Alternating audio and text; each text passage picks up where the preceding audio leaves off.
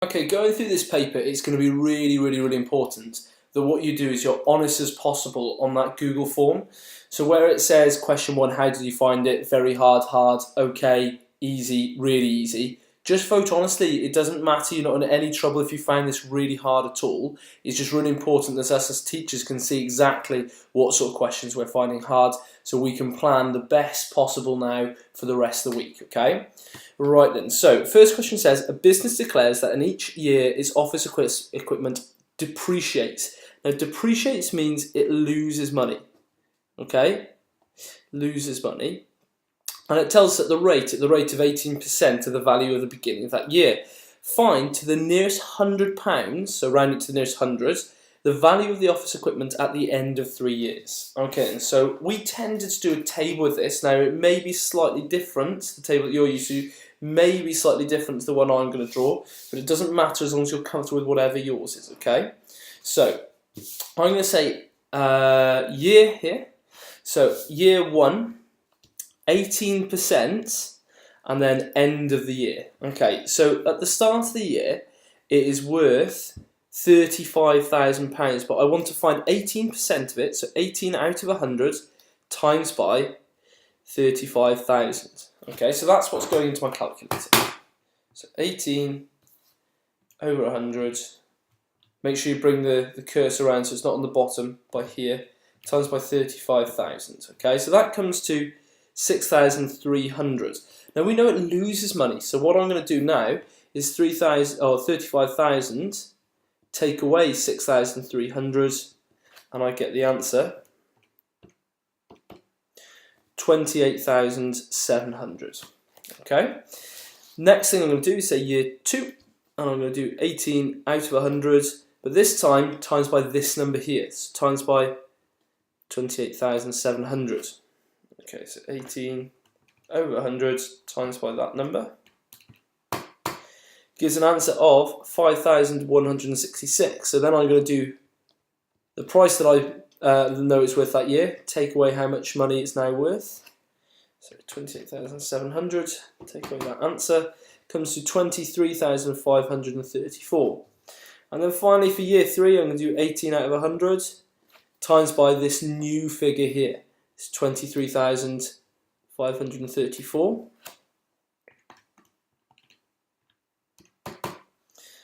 And that comes to a pretty horrible number. I had to press SD to get that, which was £4,236.12. And then I want to take that off the price that it was worth at the start of the year. So 23,534, take away that answer, comes to, so I'll write that down here what I'm doing, take away 4236.12, comes to £19,297.88. Now, if I wrote that as my final answer, 19,297.88, I'm only going to get 3 of the marks. See if you can remember why. There we go, look, nearest £100, so I need to round that, so that's going to be £19,300. Okay, so 4 marks there. Solve the following equation. Now the first thing we need to do is expand these brackets. Now we did have some algebra come up in paper 1. I don't really think there's any reason why this sort of question couldn't come up as well. So I get 27 minus 18x is equal to 83 minus 13x. Now be very careful with the next bit. What is the smallest x there? You would assume 13, yeah? It's not. Minus 18 minus 13. The smaller a number is, it's like bigger its negative is. So like for instance, if you think of a number line, so if you see that by here, here's 0, there's minus 13, there's minus 18. You're smaller, lower down the number line you go. Oh, you can't see any of the work I was just doing. So there's 0, there's minus 13, there's minus 18. You're smaller the further down the number line you go. So I want to get rid of minus 18, so I'm going to add 18x to each side. So I get 27 is equal to 83. Now if you want to put this into your calculator, you have a calculator in this paper, so minus 13x and minus 13 plus 18 comes to 5. Hopefully you know that, but if you didn't, you have got a calculator. Now we need to start getting x on its own, so I'm going to get rid of the 83 from each side. Now I'm definitely using my calculator for that. 27 take away 83 gives an answer of minus 56. Oh, these are horrible numbers. I can see why you needed a calculator for this. And then finally, I'm going to divide both sides by 5. So divide that side by 5 and divide that side by 5 will give me a rank answer. So minus 56 divided by 5, get rid of that ants bit there, comes to minus 11.2. So that is my answer. Now, we've not seen anything quite that bad in any of the revisions we've done yet, but I'm just going to check everything's right by just going through my working again. This is the best way to do it. You basically cover up your working. Don't need a coast in the exam, but it'll do for now. Make sure you've expanded that. Have I done that right? 3 times 9 is 27. Yeah. 3 times minus 2. Oh, hang on. There we go. There's a mistake. What's 3 times 2? 6. Right, I need to redo the question. Okay, now that's really important that you see me do that. Okay, now, how did I spot it? My answer was really weird. I wasn't expecting that as my answer. I don't think you were either. So let's just double check that I've done that correctly then. So, I'm happy with the 27 bit, but I think it's going to be minus 6x here now is equal to 83 minus 13x. Okay, what's the smallest x? Well, now it is the minus 13 because that's lower down than minus 6 from my number line from here. It's lower down, so that's the smallest x. So I'm going to add 13x to each side. Again, if you want to put that through your calculator, minus 6 plus 13 comes to 7. So I'm going to get 27 plus 7x is equal to 83. I'm now going to get rid of the 27 from each side. I get 7x is equal to 83 minus 27 comes to 56. And this time my answer comes to a very nice answer. X equals 8. I would urge you to do what I did if you get an answer like that. Cover it up, try and go through to see if you can spot the mistake. So there's my answer now. I've got a lot of work in here. I think it's pretty obvious from my working which answer I want my answer to be selected, but just in case any examiners are unsure, I'm going to put an arrow there and say answer. That's it's really nice and clear. Okay then, so next question.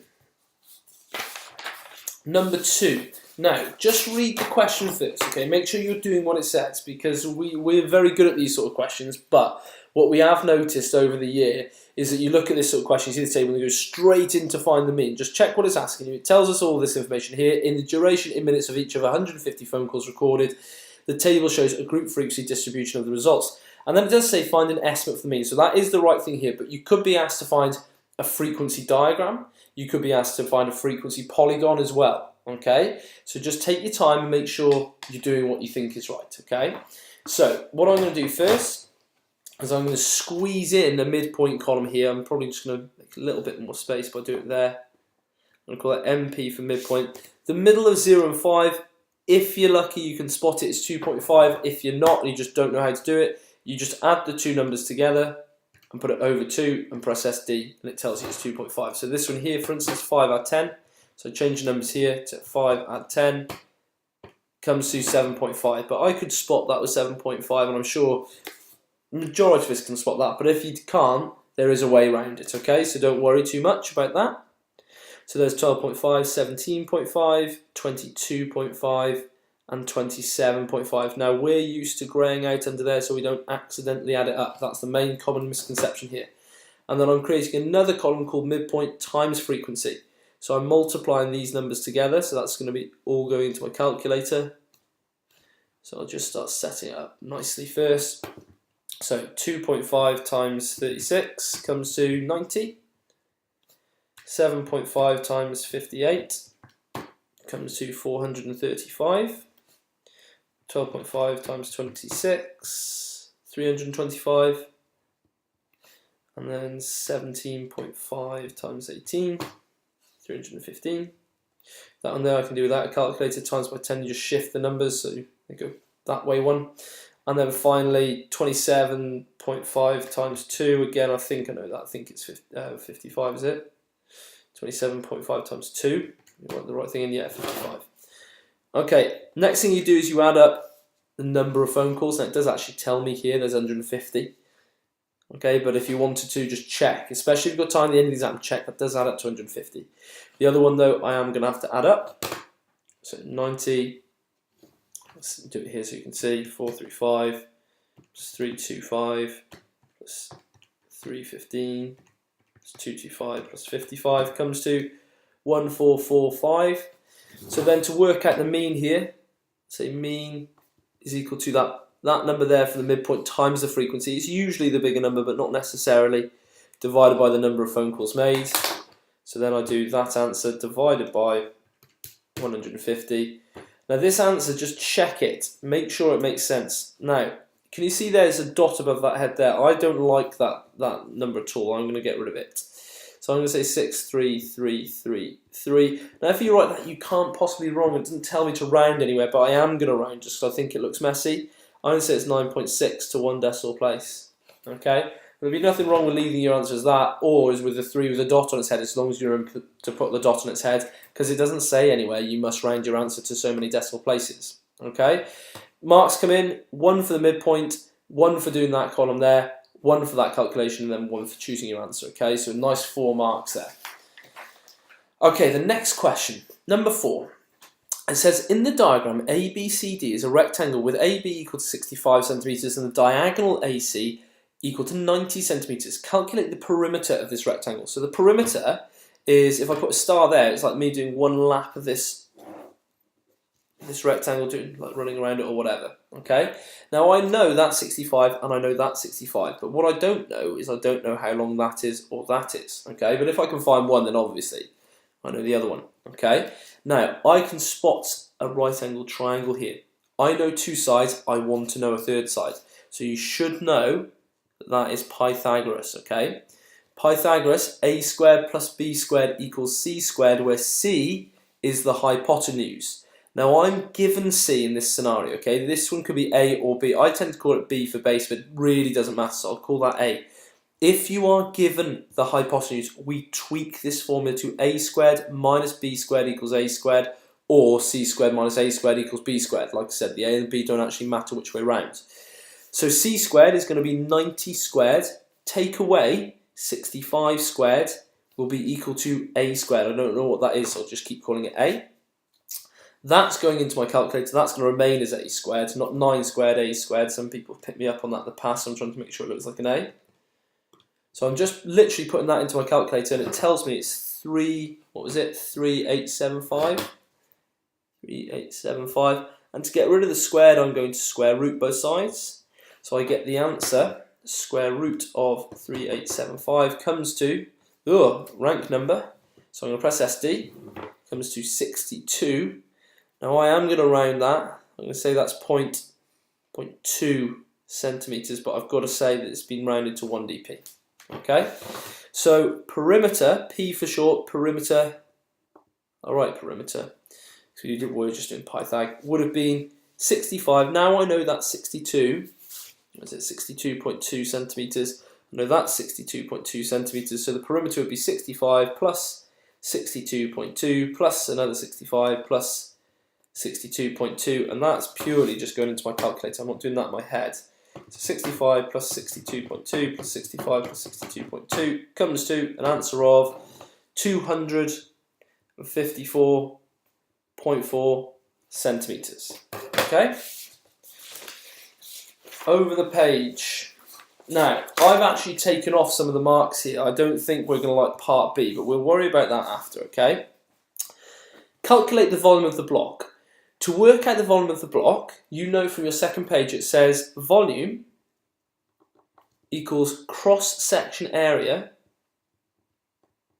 or area cross-section, times by length. Okay?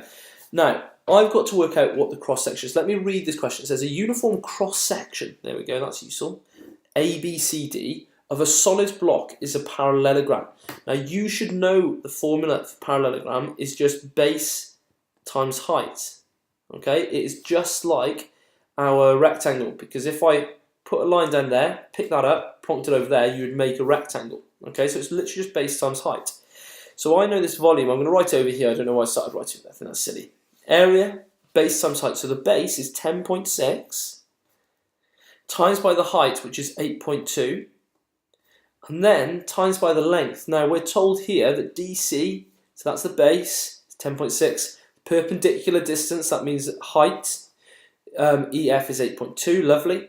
And then it says the length of the block, so how far it goes back if I did make it into a three-dimensional shape, like that, is 15.7. So I need to times that by 15.7.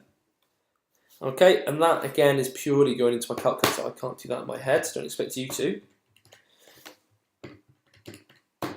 And that comes to an answer of 1,364.644 centimetres cubed. Okay, now I wouldn't round that because it was only 3 decimal places in my calculator. It then says a block of mass 10.5 kilograms. The block has a mass of 10.5 kilograms. Calculate the density in grams divided by centimetres cubed of the material making up the block. Now, I'm not really giving us these 3 marks here. We've not seen a lot of these in class, but they are really nice marks. It tells us what to do. It says, get your answer in grams, divide it by the answer in centimetres cubed. Okay, now I've got the answer in centimetres cubed there, so that's going to be divided by 1364.644. Okay, and I've got my mass. My mass is 10.5 kilograms, but they want it in grams. So I need to change 10.5 kilograms into grams. Now you should know the K here stands for 1,000. So to turn that into grams, I just times that answer by 1,000. So 10.5 times by 1,000. But you should know this anyway, but we have got a calculator, so it really doesn't matter about putting it through it now, okay? Is 10,500 grams. So that means I've got to put 10,500 grams up there. And now I just need to do that number divided by that number. So 10,500 over 1364.644 gives an answer of, now I will round that because that really is a horrid number, I'm going to say 7.7. Does it tell me what to do? No, it doesn't tell me. It's 7.7, and then it's grams divided by centimetres cubed. That's what that means, grams divided by centimetres cubed. I'll put in brackets to 1 decimal place. Okay, question 6, trial improvement. So one of our C grade topics of the week. So we know that we've got to draw a table as soon as we start this. But things to point out. You must do these 2 numbers. You get a mark for doing these 2 numbers. 2 decimal places means we go once and only once to 3dp to check. Okay, you always go 1 more than it actually says in the question. So always do your 2 end columns really skinny, and see your big one in the middle. That's where you need it to be. Lots of space. Okay, so we're going to say try x equals. Here we're going to have x cubed plus 3x minus 8 equals 0, and here I'm going to have my comment. Okay, so try x equals, so there's 1.5 and 1.6, you always try those 2 there. Change the x to open brackets, as we know from doing this about a million times. So the first one's really time consuming to put in. Open brackets 1.5 cubed plus 3 brackets 1.5 minus 8 equals. And that comes to minus 1/8. Let's change that to a decimal. I don't want to work with fractions. Now that is too small because it's under 0. We wanted 0. Changing now using the replay button, I delete the 5 and change it to a 6. Makes my life a lot easier. And my answer comes to 0.896, and that is too big because it's above 0. Okay, so that just told us what, we proved what that is, and like I said, that is worth 1 mark, but these have got to be consecutive numbers now. Now, if you're unsure, the best place you can go to is 1.55. Okay, however, if you're doing this on your own and you want to try and beat me to it, I'd have no problem with you trying like maybe 1.52, because that answer there is closer to 0 than that answer there. Okay, if you spot it, great. If you don't worry. Just need to fill those in as well. Okay, so I'm going to go the long way just to show you that it really doesn't matter. Okay, now the question I get most asked on this is like, oh, do you really have to write this out every time? And the answer is yes in the exam. When revising, no. But in the exam, yes, just go through it. You'll only have 1 question like this, so it's not the end of the world, okay? So there's the 5 5s, and I get 0.373 below. So that is too big, so it's still positive. So now, going consecutive numbers, you go 1.54, not 1.525 or anything like that. You just take your time going through consecutive numbers here, okay? So change that to 4, and change that to 4. Okay, now I am going to take a shortcut now. I think it's pretty obvious what I'm showing here. So I'm going to say, look, there's the 1.24 there. 1.54, sorry. And there's my answer, which is still too big. Okay, so now I'm going to change it to 1.53 and 1.53. That's still too big, but I must make sure I'm saying what I'm doing. So 1.52 as well in a second. 0.171 blah blah blah, which is still too big. And there's that 1.52 I sort of alluded to earlier on. It may still be too big actually. Yeah, it still is, still too big. Okay, so 0.07, only just too big now. We're getting pretty close. Okay, so 1.51 gives an answer of, I'm expecting this one to be negative now. Yeah, there we go, minus 0.02 blah blah blah, which is too small. Now as soon as I did that, I got a second mark because it went too big, too small, with consecutive numbers 2 then 1. Okay, now I said you go to 3 decimal places once to check, so I'm just going to send my table here. I go in between 1.51 and 1.52, which is 1.515, and I get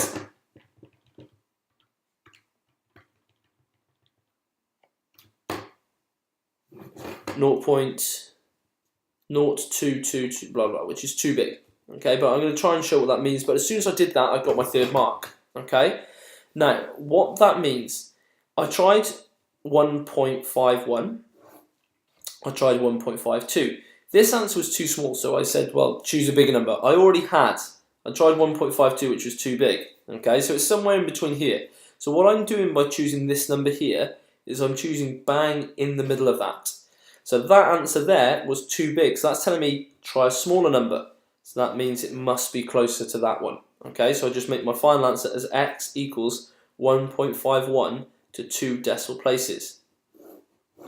Now, you must do the 1 to 3 dp to get that mark. If you don't do that, you don't get that. Some people will say, look, 0.07, 0.02, that one's further away, so it must be that one that's closer to 0, which is great logic, but it will not get the full 4 marks unless you do what I've said there. Okay? Question set. Oh, one thing that's really important actually to mention. If you're at the end of the exam and you've got nothing to do and you're sitting there, the best thing you can do is come back and start filling these in. Okay? I was getting tired of doing it, but this really isn't that laborious. I just wanted to know what the answer was, okay?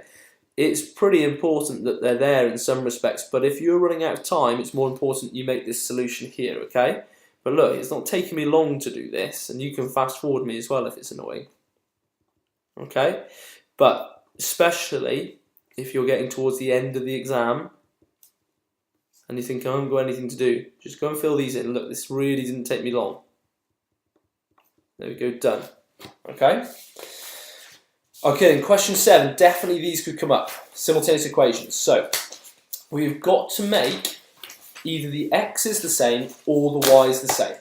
So, I'm going to make the x is the same, okay? Really doesn't matter which ones you do.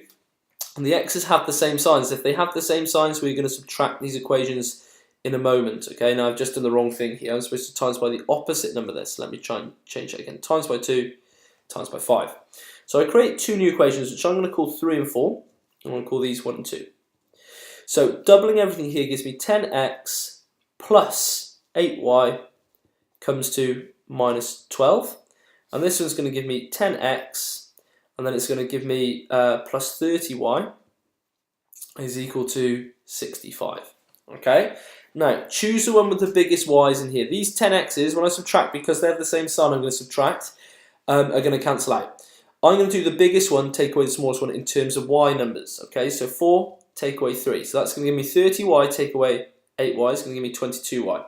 Okay, but this bit here, be very careful with this bit here. 65, take away, because I'm doing 3, take away 4, but take away minus 12.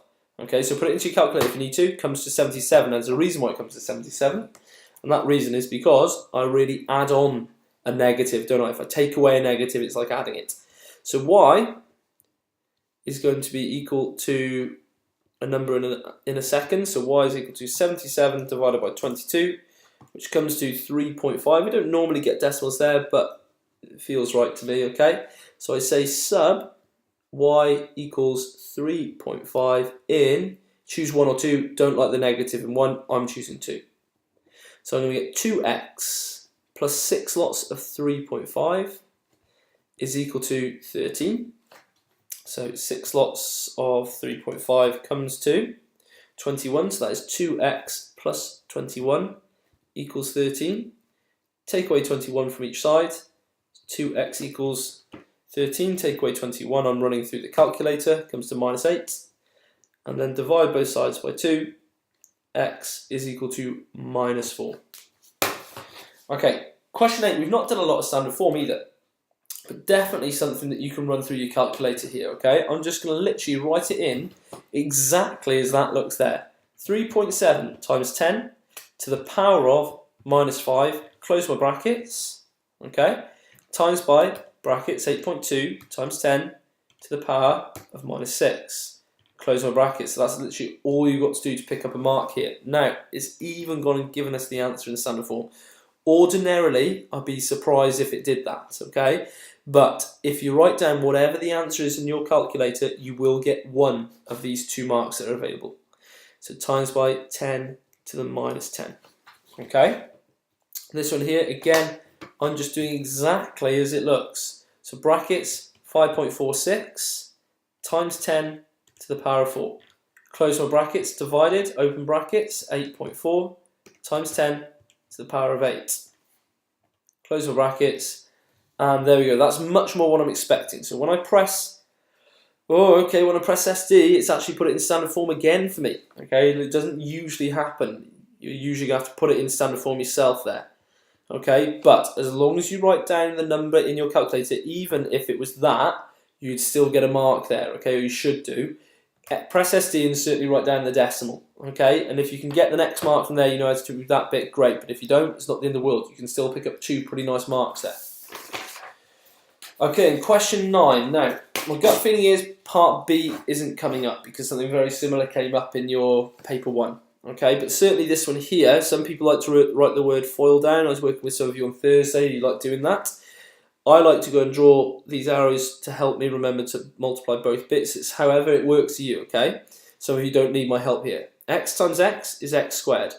X times plus 6 is plus 6x. Minus 4 times x is minus 4x. Minus 4 times plus 6 is minus 24. Now the x squared component and the number component will always remain the same. And then I've got to do plus 6 take away 4x. So that's going to be plus 2x. Okay? Now that question at the bottom is like me giving you that answer there and saying what were the brackets. Okay? So here I'm working out what the brackets were. So I know that my numbers times to plus 6. Now if that answer is plus, it tells you both signs are the same. Whatever that sign is tells you they're both that. So because it's just x there, I know it's x minus, okay?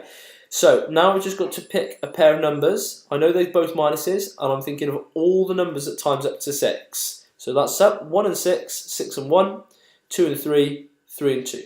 Okay? Now, minus 1 minus 6 is minus 7. I'm supposed to have minus 5. It's not that. This answer also gives me minus 7, so it's not that. Minus 2 minus 3 gives me minus 5. It's that. Or it's that. It doesn't actually matter which way round you put those numbers. Okay, so I'm going to do the 3 and the 2, which is the bottom one.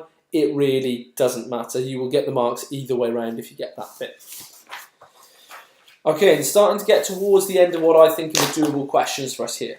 Okay, now this one has got loads of right angle triangles in it. So you should be thinking, as soon as you see right angle triangles with angles to find, we're thinking SOHCAHTOA. Okay? Now, I want to find angle X here. That's what it's asked me to find. I know this is 15 centimetres. Not 15x, sorry, 15 centimetres. I know that all of this is 23. Now, I know that if I knew just this bit here, then I'd know 2 sides, so I could run it through SOHCAHTOA. But I know all of this bit here, so I don't want to know this bit here.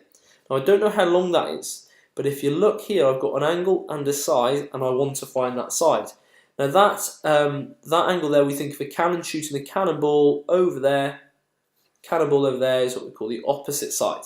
Okay, this is the hypotenuse, and this is the adjacent. Okay, hypotenuse I'm going to underline because I know it. Opposite I'm going to underline because I want to know it. Okay, so now I'm going to write out Sokotoa by here. I'm going to cross off any of the letters O or H. I could have stopped on the very first one because it was those two that are both crossed out. So I say sine angle, it's very important you include the angle here. Sine 56 equals opposite, which I don't know, so I'll call that opposite, over the hypotenuse, so over 16. I'm going to get rid of this over 16 by timesing both sides by 16, and then I'm just going to put that into my calculator. Sine 56, close the bracket, times by 16, comes to... Okay, now my calculator's given a really weird answer because I was doing something with the A-level lot, okay? So if your calculator did that as well, press Shift 9 3 equals and it'll be like it was out the box, okay? So sine 56 times by 16 comes to, there we go, that should be the answer you had as well, comes to 13.3 centimetres to 1 decimal place. Okay, so I know that's 13.3 centimetres. That means I can work out what this bit here is. Because the whole thing is 23 centimetres, if I do 23 take away 13.3 centimetres, I know this now must be 9.7 centimetres. Okay, now I also know that's an angle. Angles shoot at the opposite. That's the adjacent. That's the hypotenuse. I know the opposite. I know the adjacent. So I'm going to write out Sokotoa again. And then I'm going to underline this time O and A. That's the one I want, TOA. Okay, so that tells you tan angle. Now they've called the angle X, and I'll say tan X. Tan X is equal to the opposite over the adjacent. Okay, now what I could have done is I could have subbed straight into that and said tan X is equal to the opposite, which was 9.7 over 15.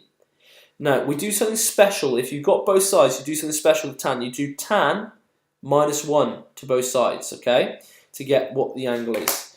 So to get tan minus 1, you say shift tan. That gives you tan minus 1.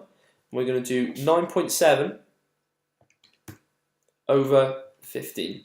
Close the bracket, press equals, and I get the angle 32.9 degrees. 32.9 degrees, and I say in brackets to 1 decimal place. Okay, so that was my answer there, 6 marks. Okay, now I'm skipping, I'm not skipping the whole of the page here, I am doing page 12, and then I'm going to skip a few and do page 16, and that's me done, okay, and that's still a load of marks, you know, looking at 40 marks here that I really do think are doable. This bit here is pretty tricky, okay, I'm not going to go through that in detail. If you'd like me to go through it in detail with you in school, not a problem. But for the purposes of this video, I want to look at the questions that I know we can nail. Okay. Now here it says use the quadratic formula. So the quadratic formula is in the form ax squared plus bx plus c equals 0. So the first thing I do is I write down a equals b equals c equals. So a is the one with the x squared, that's 21. B is the one with the x, but that's not 2, it's minus 2. So be very careful with that, it's minus 2. And then c is not 1. It's minus 1.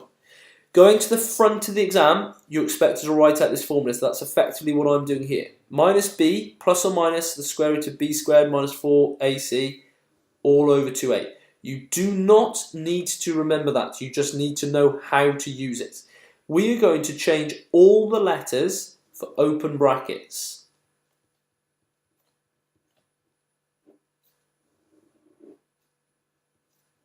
Okay? Right, B. B was minus 2, so minus 2 goes in there.